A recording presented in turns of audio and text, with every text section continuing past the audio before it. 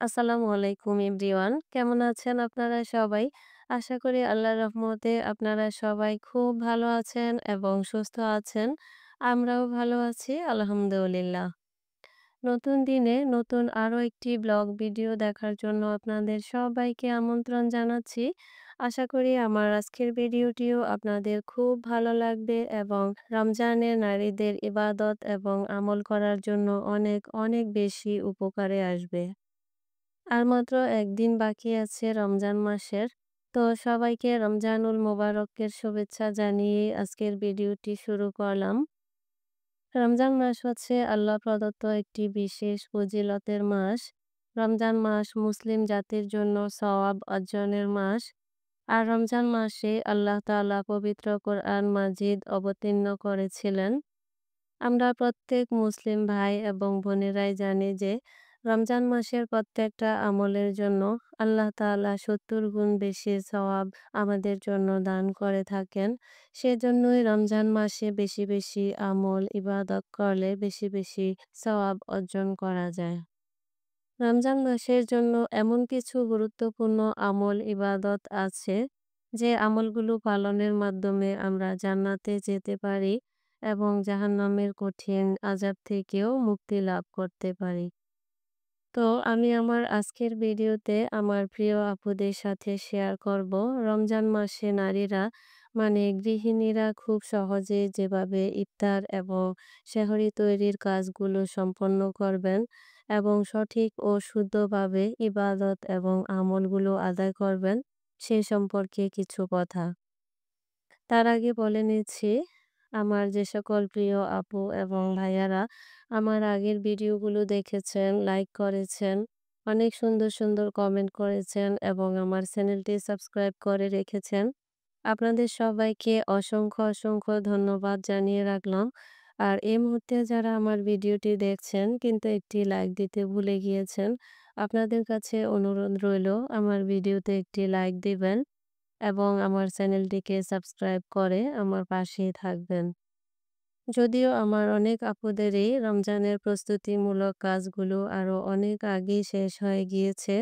আমার কিন্তু অনেকটাই দেরি হয়ে গিয়েছে রমজানের প্রস্তুতির কাজগুলো সম্পন্ন করতে। কি আর করব বলুন? ২৭ তারিখ হচ্ছে আমার কলেজ বন্ধ হয়েছে। তো ২৮ তারিখ মানে একদিনের মধ্যে যতটুকু পেরেছি রমজানের প্রস্তুতিমূলক কাজগুলো করে নিয়েছি আরকি। এখন যেহেতু শীতটাও চলে গিয়েছে আর রমজান মাসও চলে এসেছে, তো শীতের কাপড়, লেপ, কাঁথা, কম্বল ধুয়ে তুলে রাখার কাজটা আমি গত সপ্তাহে অল্প অল্প করে করে রেখেছিলাম। আর গুঁড়ো মসলার কাজটাও আমি গত সপ্তাহেই করে নিয়েছিলাম। সেজন্য আমি একটা ভিডিও আমার চ্যানেলে দিয়ে রেখেছি। তো সেজন্যই কিন্তু কাজের চাপটা এখন কিছুটা কম ছিল। সেজন্য একদিনই বাকি যা যা কাজ ছিল রমজানের প্রস্তুতিমূলক সে কাজগুলো করে নিতে পেরেছিলাম। তো এখন আমি রমজানের প্রস্তুতির জন্য খুব সাধারণভাবে যেসব কাজগুলো গুছিয়ে নিয়েছিলাম সেগুলোই আপনাদের সাথে শেয়ার করব। আর যেভাবে আমরা নারীরা সঠিকভাবে রমজানের আমলগুলো শুদ্ধভাবে সম্পন্ন করতে পারবো সেই বিষয়গুলো আপনাদের সাথে হালকা করে আলোচনা করব। রমজান মাসের ৩০ দিনকে ৩ ভাগে ভাগ করা হয়েছে। তো প্রথম ১০ দিন হচ্ছে রহমতের ১০ দিন, দ্বিতীয় ১০ দিন হচ্ছে বরকতের ১০ দিন আর শেষের ১০ দিন হচ্ছে নাজাতের ১০ দিন।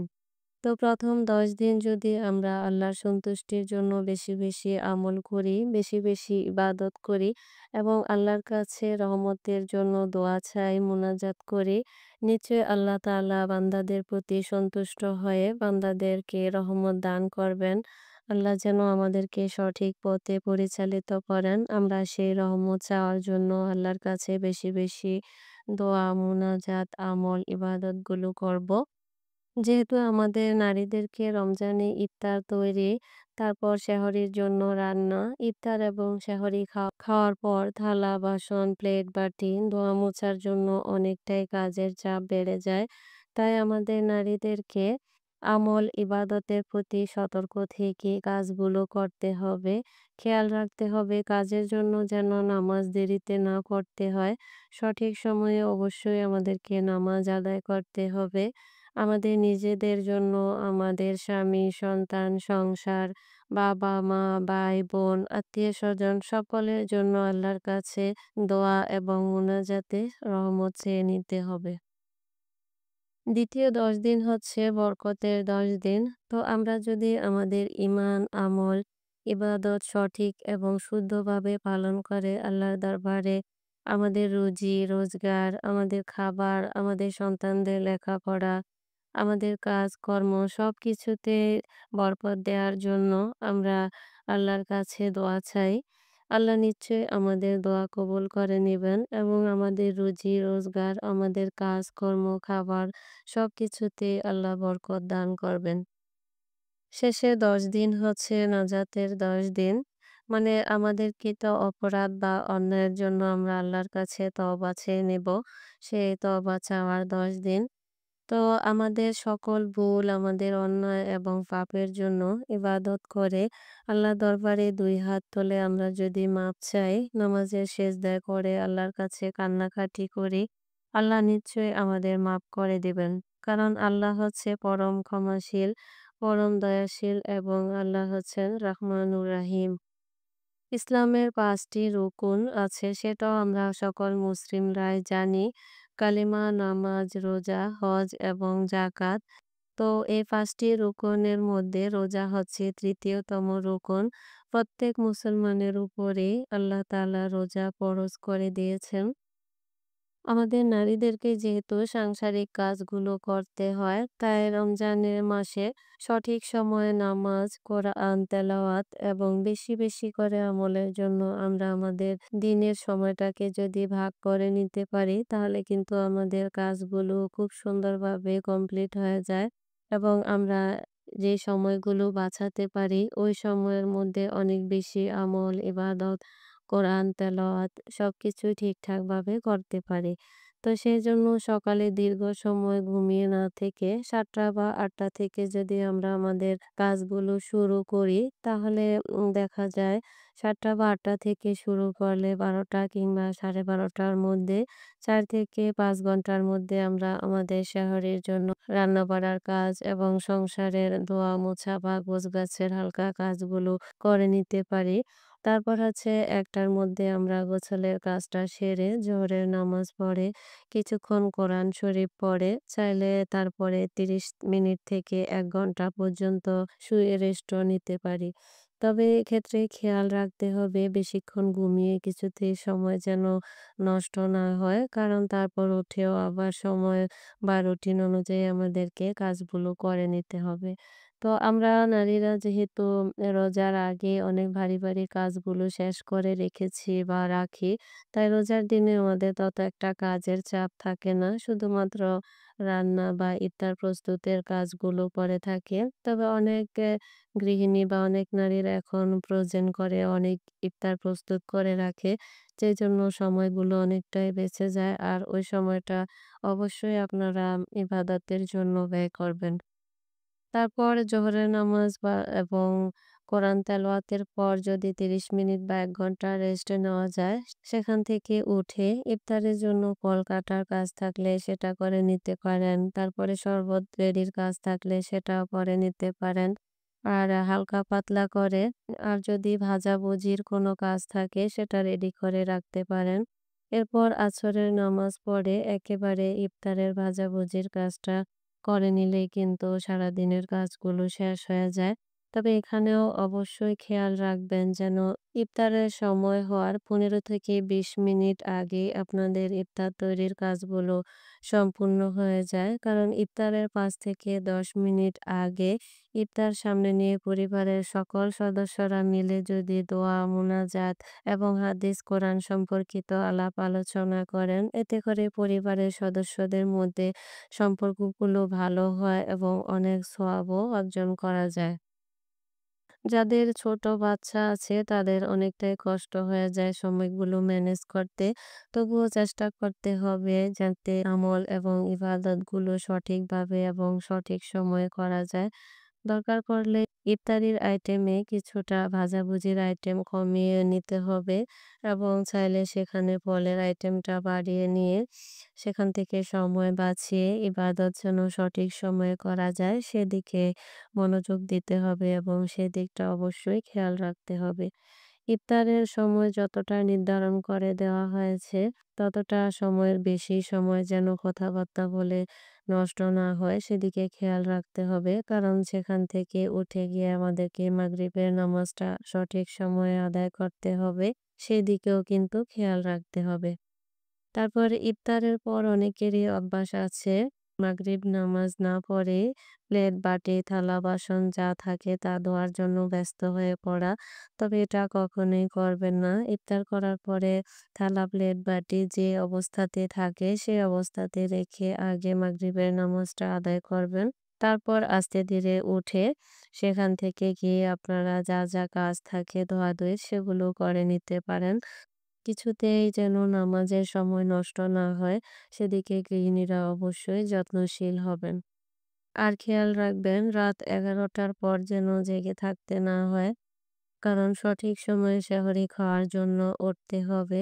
দেরিতে ঘুম থেকে উঠে ফজরের আজান দেয় ওই টাইমে গিয়ে সেহরি খাবেন না। এ বিষয়ে গৃহিণীদেরকে অবশ্যই সতর্ক থাকতে হবে এবং পরিবারের সকল সদস্যদেরকে সঠিক সময়ে সেহরি খাওয়ার জন্য জাগিয়ে তুলতে হবে। সেহরি খাওয়ার পর যাদের হাতে সময় থাকে তারা চাইলে সালাতুত তাহাজ্জুদ নামাজ আদায় করে নিতে পারেন। আর যারা পারবেন তারা সেহরি খাওয়ার আগে ঘুম থেকে উঠে সালাতুত তাহাজ্জুদ নামাজটা আদায় করে নিতে পারেন।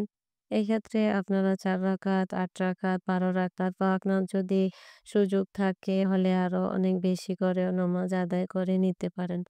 এভাবে আমরা নারীরা যদি সংসারিক কাজগুলো করার জন্য রমজান মাসের সময়গুলোকে ভাগ করে নিই, তাহলে আমাদের রমজানের কাজগুলো সঠিকভাবে সম্পন্ন হয়ে যায় এবং ইবাদত আমলগুলো কিন্তু সঠিক সময়ে সম্পন্ন হয় এবং আমরা অনেক সওয়াবও অর্জন করতে পারি। এক্ষেত্রে নারীরা সংসারের কাজ করেন বলে কখনই অজুহাত দেখাবেন না। কারণ সাংসারিক কাজ মানে রমজানে আমরা যে ইফতার এবং সাহারি তৈরি করি সেটার জন্য আল্লাহ তাআলা আমাদেরকে একটা আলাদা সওয়াব দান করবেন। সেদিকে খেয়াল রেখেই কিন্তু আপনারা আপনাদের কাজগুলো করবেন মন দিয়ে। তো এবার আসবো যে আমলগুলো নারীরা রমজান মাসে বেশি, বেশি পালন করলে বেশি, বেশি সওয়াব পাওয়া যায় সে সম্পর্কিত কিছু আমল। তো ১ নাম্বার আমলটাই হচ্ছে অবশ্যই যাদের শারীরিক সামর্থ্য আছে, কোনো রোগ ব্যাধি না থাকে তারা অবশ্যই রোজা রাখবেন। কারণ প্রত্যেক মুসলিম নর-নারীর উপরে আল্লাহ তাআলা রোজা ফরজ করে দিয়েছেন। ২ নাম্বার হচ্ছে অবশ্যই সঠিক সময় মতো নামাজ আদায় করবেন। ৩ নাম্বার হচ্ছে বেশি, বেশি কোরআন তেলাওয়াত করবেন। আর অবশ্যই খেয়াল রাখবেন কোরআন তেলাওয়াত যেন সঠিক এবং শুদ্ধভাবে হয়। যারা সঠিক এবং শুদ্ধভাবে কোরআন তেলাওয়াত করতে না পারেন, তারা চাইলে রমজান মাসে যারা পারেন তাদের কাছ থেকে সঠিক এবং শুদ্ধভাবে কোরআন তেলাওয়াতটা শিখেও নিতে পারেন। আর যারা ভালো কোরআন তেলাওয়াত করতে পারেন তারা অবশ্যই অন্যদেরকে শিখাবেন এবং কোরআন তেলাওয়াত করে শোনাবেন। তারপর হচ্ছে সঠিক সময়ে সেহরি খাবেন। অনেকেরই অভ্যাস আছে রাত ১২টা-১টা পর্যন্ত জেগে থেকে একসাথে খাবার খেয়ে শুয়ে থাকে। তো এটাকে আসলে সেহরি খাওয়া বলে কিনা আমি জানি না। এভাবে যারা খাবার খেয়ে শুয়ে থেকে রোজা রাখে সঠিক সময়ে সেহরির সময় সেহরি খায় না। আমি ঠিক জানি না তাদের রোজাটা হবে কিনা। এ ব্যাপারে আপনারা বড় কোনো হুজুর বা আলেমদের লেকচারগুলো শুনে নিতে পারেন। তারপর হচ্ছে তারাবির নামাজ আদায় করা। যাদের শরীর স্বাস্থ্য ঠিক আছে তারা অবশ্যই তারাবির নামাজ আদায় করবেন। তারাবির নামাজ আদায় করা সুন্নত। তারাবির নামাজ নিয়ে অজুহাত বা অনীহা করবেন না কখনোই। তারপর হচ্ছে আল্লাহর দরবারে শুকরিয়া আদায় করা। আপনার যা আছে, যতটুকু আছে সন্তান, সংসার, সম্পত্তি, টাকা-পয়সা তা নিয়ে আলহামদুলিল্লাহ বলে আল্লাহর দরবারে শুকরিয়া আদায় করবেন। নিচে আলহামদুলিল্লাহ এবং শুকরিয়া আদায় করার ফলে আল্লাহ আপনার ধন-সম্পত্তি আরো বাড়িয়ে দিবেন। তারপর হচ্ছে অন্যায় কাজ থেকে বিরত থাকা এবং অন্যদের জন্য কল্যাণকর কাজ করা। যে কাজগুলো করলে অন্যদের উপকার হয়, অন্যদের কল্যাণ হয়, এ ধরনের কিছু কাজ করা। এরপর হচ্ছে সালাতুত তাহাজ্জুদ আদায় করা। তো আমি এই কথাটা কিছুক্ষণ আগে বলেছি। আপনারা যারা সেহরি খাওয়ার আগে ওঠেন, তারা সেহরি খাওয়ার আগেই চাইলে সালাতুত তাহাজ্জুদ নামাজটা আদায় করতে পারেন। আর যাদের কাছে আগে ওঠা সম্ভব হয় না, তারা চাইলে ফজরের নামাজের আগেও সালাতুত তাহাজ্জুদ নামাজটা আদায় করে নিতে পারেন। তারপর হচ্ছে বেশি দান সৎকার করা। একটা কথা আছে দানে বাড়ে। তাহলে অবশ্যই যেহেতু দানে বাড়ে তাই আমরা জানি যে রমজান মাসে একে ৭০ গুণ সওয়াব হয়। তাই আমরা বেশি করে দান করব এবং সেখান থেকে ৭০ গুণ সওয়াব আদায় করব। এটাই আমাদের সকলের অঙ্গীকার হওয়া উচিত। আমাদের সামর্থ্য অনুযায়ী আমরা বেশি পরিমাণে দান সৎকার করব। তারপর হচ্ছে উত্তম চরিত্র গঠনের জন্য আমরা আল্লাহর দরবারে বেশি করে আমল করব। যেহেতু আমরা নারীরা পরচর্চা, পরনিন্দা এ ধরনের কাজগুলো বেশি করে থাকি। তো আমরা আমাদের চরিত্র থেকে এই অপরাধ বা এই ভুল এবং অন্যায়গুলো সরিয়ে রাখার জন্য আল্লাহর কাছে দোয়া চাইবো। যাতে করে আমাদের চরিত্রটা সুন্দর হয় এবং আমরা উত্তম চরিত্রের অধিকারী হতে পারি। তারপর হচ্ছে গিয়ে দ্বীনের দাওয়াত দেওয়া। সেটা হচ্ছে আমাদের আশেপাশে যদি কোনো মুসলিম নারী থাকে যারা ইসলাম সম্পর্কে তত বেশি জ্ঞান রাখে না বা নামাজ সঠিক সময়ে আদায় করা নিয়ে জ্ঞান রাখে না, সঠিকভাবে আমলগুলো করছে না। আমরা চাইলে তাদেরকে ইসলাম ধর্মের দ্বীনের দাওয়াত দিতে পারি এবং যারা সঠিক পথে নেই, ইসলাম থেকে সরে গিয়েছে, তাদেরকে সঠিক পথে আসার জন্য দাওয়াত দিতে পারি। তারপর হচ্ছে লাইলাতুল কদর তালাশ করা। তো আমরা ২১ রোজার পরের যেকোনো রাত্রে লাইলাতুল কদর হতে পারে। কোন রাতে সেটা হয়, সেই লাইলাতুল কদরকে আমরা অবশ্যই তালাশ করব এবং লাইলাতুল কদরের যে আমল ইবাদত আছে সেগুলো অবশ্যই পালন করব এবং এই ইবাদতগুলো যেন সঠিক এবং শুদ্ধ হয় সেদিকেও খেয়াল রাখব। আর যাদের সামর্থ্য থাকে তারা চাইলে রমজান মাসে উমরা হজটাও করে নিতে পারেন। তো এরপর হচ্ছে গিয়ে জাকাতের কথা সম্পর্কে কিছুটা বলবো। যদিও জাকাত শুধু রমজান মাসে দিতে হবে এরকমটা নেই। বছরের যেকোনো সময়ে যাদের ধন সম্পদ, নগদ টাকা-পয়সা এবং অনেক বেশি স্বর্ণ-গহনা থাকে তাদের সেসব কিছুর উপরে জাকাত দিতে হয়। তো যারা এই জাকাতগুলো আদায় করে না, অন্য সময়ে তারা চাইলে রমজান মাসে জাকাতটা আদায় করে দিতে পারে। এতে সওয়াবটা অনেক বেশি পাওয়া যায়। তো জাকাত সম্পদের উপরে কতটুকু দেওয়া হয় বা কতটুকু দিতে হবে সে সম্পর্কে আপনারা চাইলে বড় আলেম ওলামাদের লেকচারগুলো শুনে নিতে পারেন। তারপর আমরা নারীরা আমাদের সারাদিনের কাজকর্ম যাই করি না কেন, সকল কাজকর্মের মধ্যেও নামাজ ছাড়াও আমরা সারাদিন জিকির করব। সে জিকিরগুলো হচ্ছে সুবহানাল্লাহ, আলহামদুলিল্লাহ, লা ইলাহা ইল্লাল্লাহু, আল্লাহু আকবার। আমরা কাজ করব এবং এই জিকিরগুলো করতে থাকব। যেসব নারীরা হায়েজ অবস্থায় থাকেন তারাও এই জিকিরগুলো সারাদিন ধরে করতে থাকবেন। এতে অনেক সওয়াব লাভ হবে। আর হচ্ছে আমরা আল্লাহর কাছে বেশি ইস্তেগফার করব, মানে তওবা করব। আমাদের ভুল এবং আমাদের পাপের জন্য আমরা আল্লাহর কাছে বেশি করে ক্ষমা চাইতে থাকব। তো সর্বশেষ আল্লাহর কাছে এই পবিত্র রমজান মাসে এই দোয়াই করব। এই পবিত্র রমজান মাসের উছিলায় আল্লাহ যেন আমাদের সকল গুনাহ, আমাদের সকল অন্যায়, ভুল, সকল পাপগুলো ক্ষমা করে দেন। আমাদেরকে যেন আল্লাহ দিন দুনিয়া মেনে চলার তৌফিক দান করেন। ইসলামের পথে, দ্বীনের পথে চলার তৌফিক দান করেন। আমাদের আত্মীয়স্বজন যারা মারা গিয়েছেন আল্লাহ যেন তাদের গুনাহগুলো ক্ষমা করে দেন। তাদেরকে জাহান্নামের আগুন থেকে রক্ষা করে জান্নাতবাসী করেন এবং আমাদের সকলের আত্মাকে পবিত্র এবং সুন্দর এবং আমাদেরকে উত্তম চরিত্র গড়ার তৌফিক দান করে দেন। সকল অবিবাহিত নারীদেরকে আল্লাহ যেন বিবাহের ব্যবস্থা করে দেন। সকল নিঃসন্তান মায়েদের বুকে যেন আল্লাহ সন্তান দান করেন। আল্লাহ যেন আমাদের সকল ইবাদত, আমল, আমাদের নামাজ, রোজা, মুনাজাত সবকিছু কবুল করে নেন এবং আমাদের সকলের মনের আশা যেন আল্লাহ পূরণ করেন। এই দোয়াই রইল। আমিন। তো আজকের ভিডিওটি আর বাড়াবো না। আপনাদের সকলের সুস্বাস্থ্য এবং সুন্দর জীবন কামনা করে পরবর্তী ভিডিও দেখার আমন্ত্রণ জানিয়ে আজকের ভিডিওটি এখানেই শেষ করছি। আল্লাহ হাফেজ। আসসালামু আলাইকুম।